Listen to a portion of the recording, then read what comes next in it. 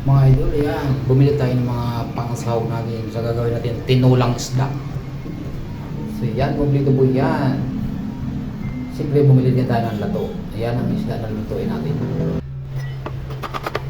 Siyempre hiwa muna tayo ng luya and sibuyas. Next natin yung kamatis. Ayan, onion leeks mga idol. Siyempre, di mawala yung siling mahaba. May tanda, din isa po yung sangig, yan tinatawag. At siyempre, magtitimpla tayo ng suka. Sausawan natin ng lato. May bawang po siya.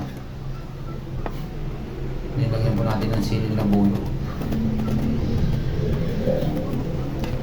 Siyempre, may labuyo sa sili. Lagyan din natin ng kunting kalamansi mga idol para bumangos yan sa sausawan. So yan, nalagyan na natin ng kalamansi, ano.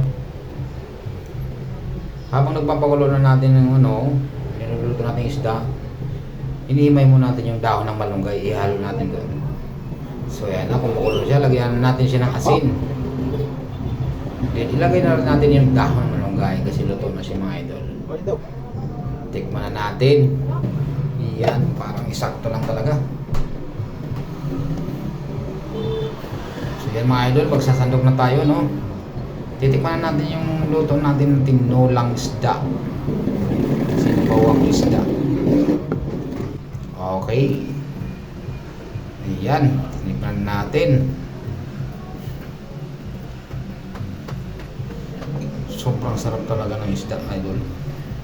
Siyempre, di mawawala sa atin yung nakasanayan natin sa probinsya, yung lato. Yan, masarap pang pares yan sa mga sinabawang isda.